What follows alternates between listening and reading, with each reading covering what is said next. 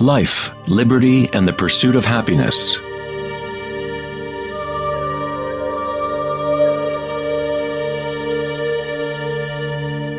We live our lives pursuing happiness out there, as if it is a commodity. We have become slaves to our own desires and craving.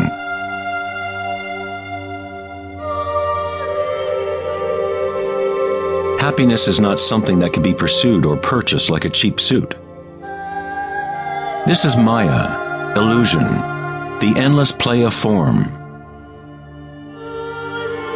In the Buddhist tradition, samsara, or the endless cycle of suffering, is perpetuated by the craving of pleasure and aversion to pain.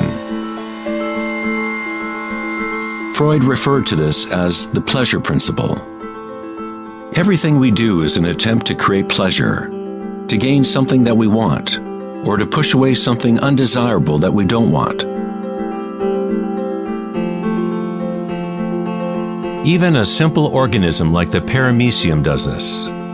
It is called response to stimulus. Unlike a paramecium, humans have more choice. We are free to think, and that is the heart of the problem. It is the thinking about what we want that has gotten out of control.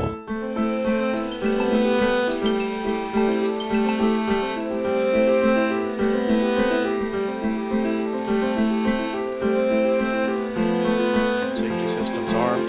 10, 9, 8, 7, 6, 5, 4, 3, 2, 1, 0, and liftoff of Endeavour, going where East and West do meet at the International Space Station. The dilemma of modern society is that we seek to understand the world not in terms of archaic inner consciousness, but by quantifying and qualifying what we perceive to be the external world by using scientific means and thought. Thinking has only led to more thinking and more questions. We seek to know the innermost forces which create the world and guide its course. But we conceive of this essence as outside of ourselves, not as a living thing intrinsic to our own nature. It was the famous psychiatrist Carl Jung who said, "One who looks outside dreams. One who looks inside awakes." It is not wrong to desire to be awake, to be happy. What is wrong is to look for happiness outside, when it can only be found inside.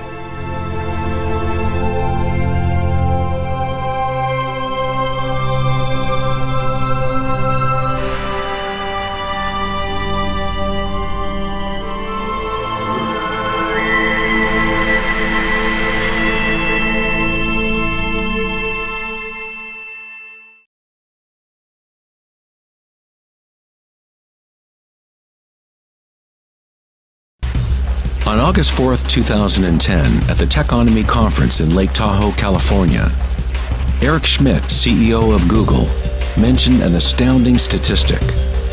Every 2 days now, we create as much information as we did from the dawn of civilization up until 2003, according to Schmidt. That's something like 5 exabytes of data.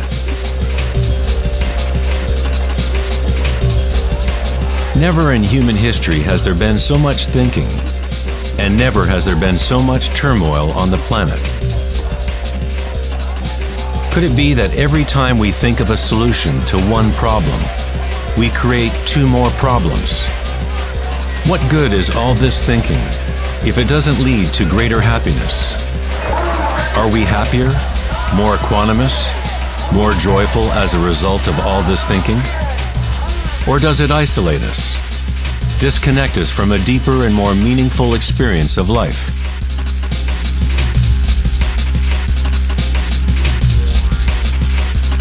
Thinking, acting, and doing must be brought into balance with being. After all, we are human beings, not human doings.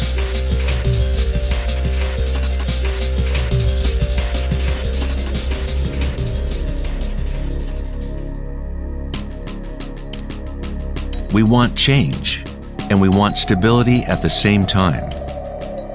Our hearts have become disconnected from the spiral of life. the law of change, as our thinking minds drive us toward stability, security, and pacification of the senses. With a morbid fascination, we watch killings, tsunamis, earthquakes, and wars. We constantly try to occupy our mind, fill it with information.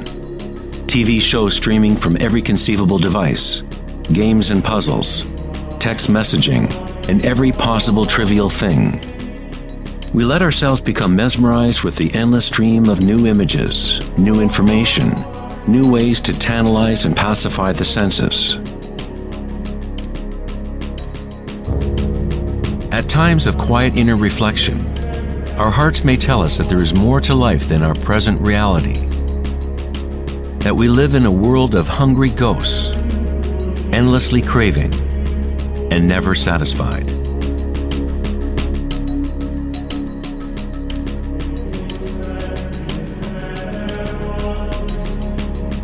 We have created a maelstrom of data flying around the planet to facilitate more thinking, more ideas about how to fix the world, to fix the problems that only exist because the mind has created them. Thinking has created the whole big mess that we are in right now. We wage wars against diseases, enemies, and problems. The paradox is that whatever you resist persists. The more you resist something, the stronger it gets. Like exercising a muscle, you are actually strengthening the very thing you want to rid yourself of. So then, what is the alternative to thinking? What other mechanism can humans use to exist on this planet?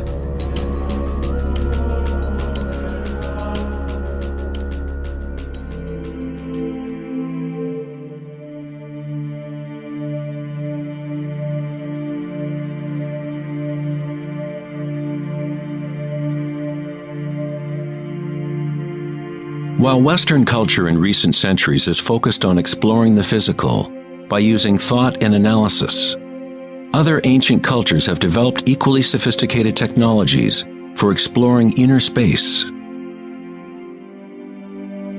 It is the loss of the connection to our inner worlds that has created imbalance on our planet. The ancient tenet, know thyself, has been replaced with a desire to know and experience the outer world of form. Answering the question, who am I, is not simply a matter of describing what is on your business card.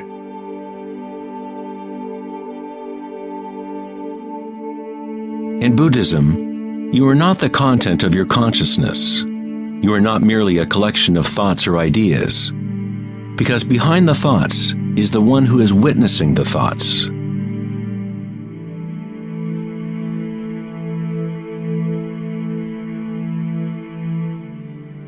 The imperative know thyself is a Zen koan, an unanswerable riddle. Eventually the mind will become exhausted in trying to find an answer, like a dog chasing its tail. It is only the ego identity that wants to find an answer, a purpose. The truth of who you are does not need an answer, because all questions are created by the egoic mind. You are not your mind.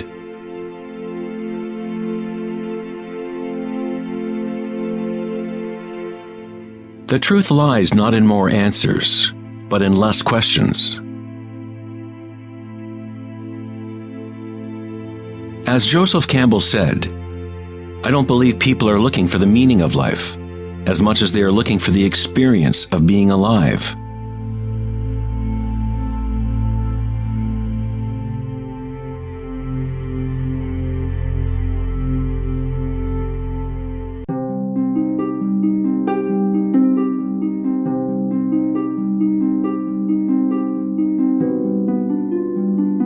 When the Buddha was asked, "What are you?" he said simply, "I am awake." What does this mean, to be awake?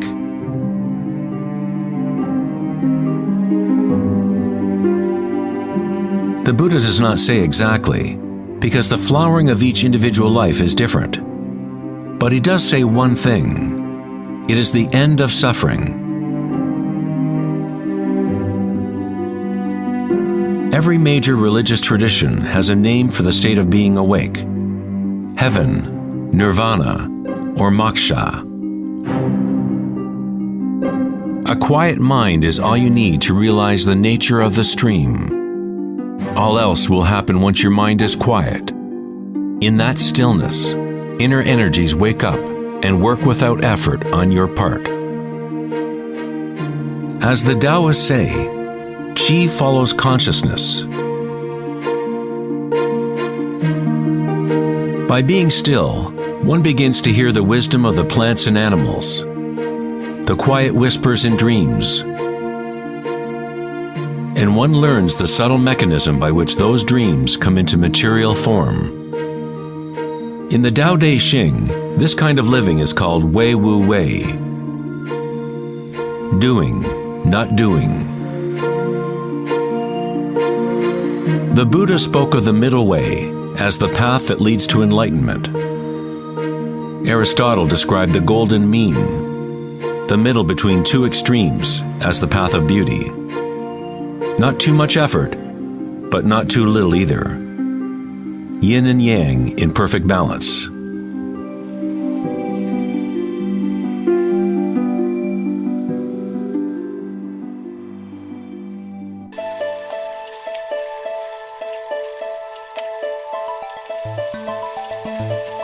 Vedanta's notion of Maya, or illusion, is that we do not experience the environment itself, but rather a projection of it, created by thoughts.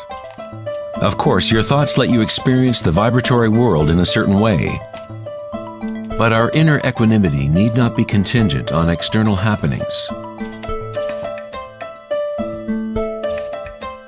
The belief in an external world, independent of the perceiving subject, is fundamental to science. But our senses only give us indirect information.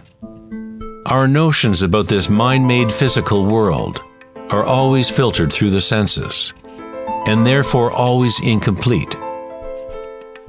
There is one field of vibration underlying all of the senses. People with a condition called synesthesia sometimes experience this vibratory field in different ways.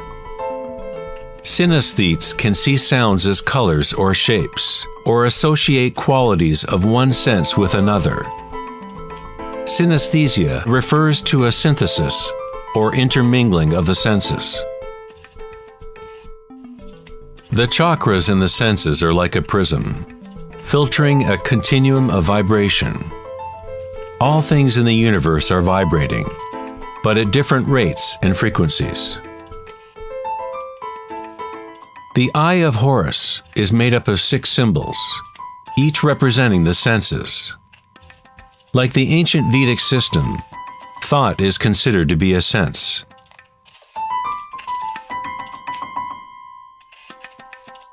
Thoughts are received simultaneously as sensations are experienced on the body. They arise from the same vibratory source. Thinking is simply a tool, one of 6 senses.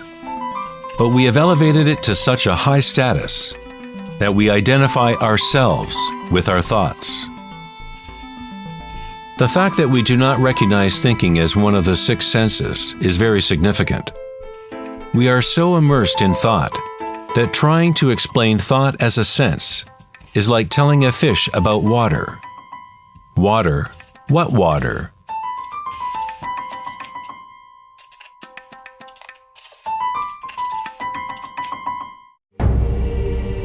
In the Upanishads, it is said, "Not that which the eye can see, but that whereby the eye can see.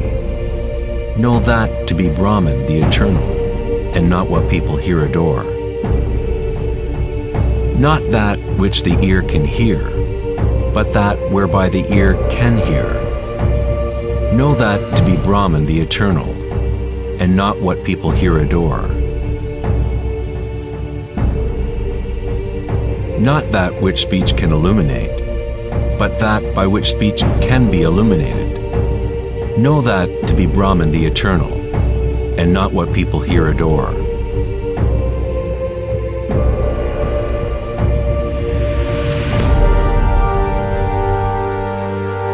Not that which the mind can think, but that whereby the mind can think. Know that to be Brahman the eternal, and not what people here adore.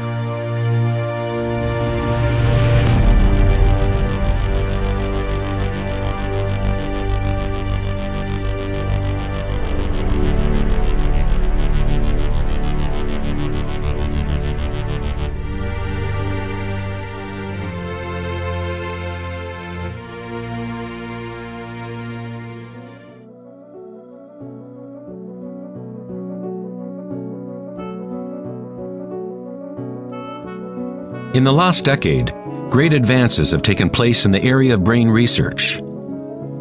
Scientists have discovered neuroplasticity, a term which conveys the idea that the physical wiring of the brain changes according to the thoughts moving through it. As Canadian psychologist Donald Hebb put it, neurons that fire together, wire together.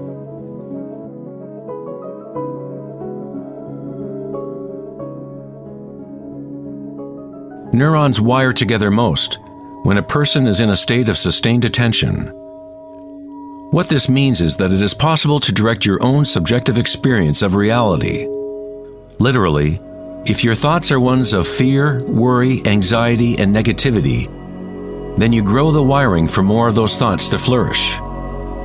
If you direct your thoughts to be ones of love, compassion, gratitude, and joy, you create the wiring for repeating those experiences. But how do we do that if we are surrounded by violence and suffering? Isn't this some kind of delusion or wishful thinking? Neuroplasticity is not the same as the New Age notion that you create your reality by positive thinking. It is actually the same thing that the Buddha taught 2,500 years ago. Vipassana meditation, or insight meditation, could be described as self-directed neuroplasticity. You accept your reality exactly as it is, as it actually is. But you experience it at the root level of sensation, at the vibratory or energetic level, without the prejudice or influence of thought, through sustained attention at the root level of consciousness. The wiring for an entirely different perception of reality is created.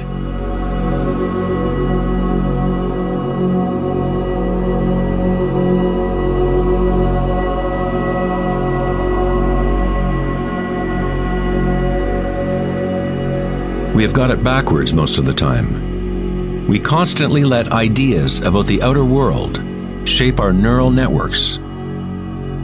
But our inner equanimity need not be contingent on external happenings. Circumstances don't matter. Only my state of consciousness matters. Meditation in Sanskrit means to be free of measurement, free of all comparison, to be free of all becoming. You are not trying to become something else. You are okay with what is. The way to rise above the suffering of the physical realm is to totally embrace it, to say yes to it, so it becomes something within you, rather than you being something within it.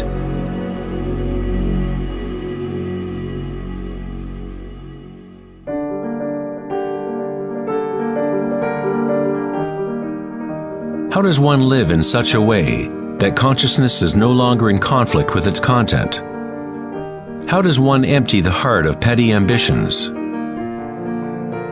There must be a total revolution in consciousness, a radical shift in orientation from the outer world to the inner.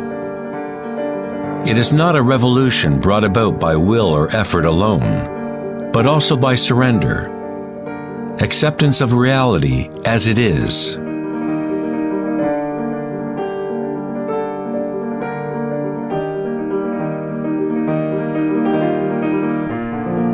The image of Christ's open heart powerfully conveys the idea that one must open to all pain. One must accept all, if one is to remain open to the evolutionary source. This doesn't mean you become a masochist. You don't look for pain. But when pain comes, which it inevitably does, you simply accept reality as it is, instead of craving some other reality. The Hawaiians have long believed that it is through the heart that we learn truth. The heart has its own intelligence, as distinctly as the brain does.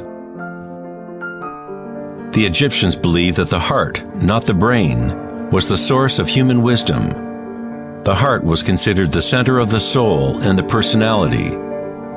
It was through the heart that the divine spoke, giving ancient Egyptians knowledge of their true path. This papyrus depicts the weighing of the heart. It was considered a good thing to go into the afterlife with a light heart. It meant that you had lived well.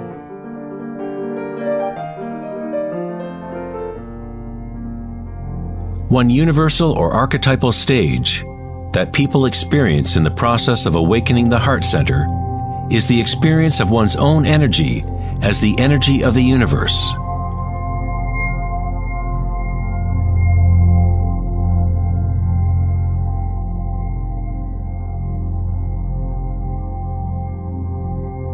When you allow yourself to feel this love, to be this love, when you connect your inner world with the outer world, then all is one. How does one experience the music of the spheres? How does a heart open?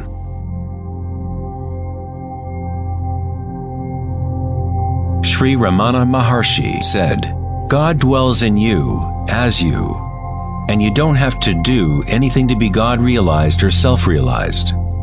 It is already your true and natural state. Just drop all seeking, turn your attention inward, and sacrifice your mind to the one self, radiating in the heart of your very being. For this to be your own presently lived experience, self-inquiry is the one direct and immediate way.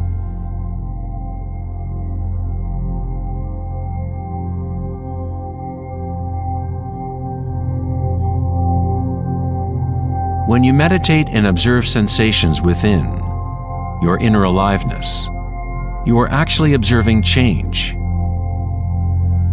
This force of change is the arising and passing away as energy changes form. The degree to which a person has evolved or become enlightened is the degree to which one has gained the ability to adapt to each moment, or to transmute the constantly changing human stream of circumstances, pain and pleasure, into bliss.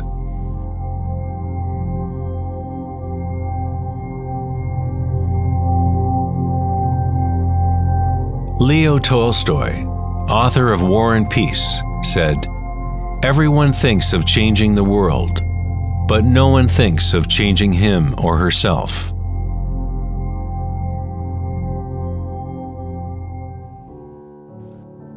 Darwin said the most important characteristic for the survival of a species is not strength or intelligence, but adaptability to change.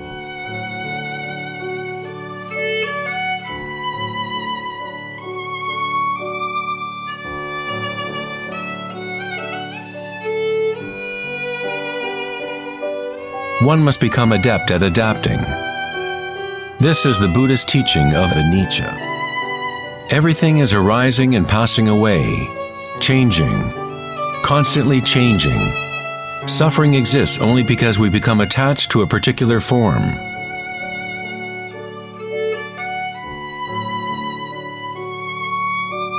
When you connect to the witnessing part of yourself with the understanding of anicca, bliss arises in the heart.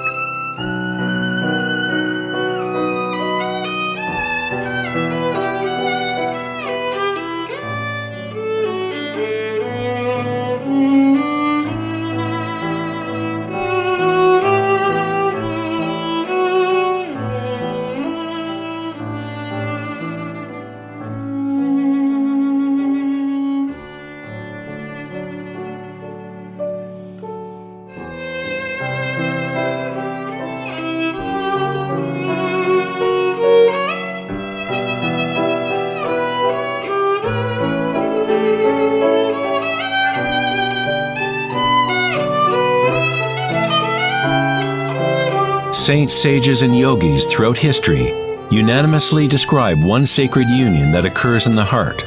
Whether it is the writings of St. John of the Cross, Rumi's poetry, or the Tantric teachings of India, all of these different teachings try to express the subtle mystery of the heart.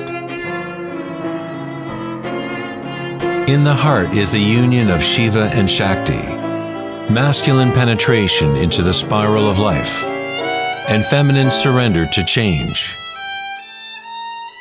witnessing and unconditional acceptance of all that is. In order to open your heart, you must open yourself to change. To live in the seemingly solid world, dance with it, engage with it, live fully, love fully, but yet know that it is impermanent, and that ultimately all forms dissolve and change. Bliss is the energy that responds to stillness. It comes from emptying consciousness of all content.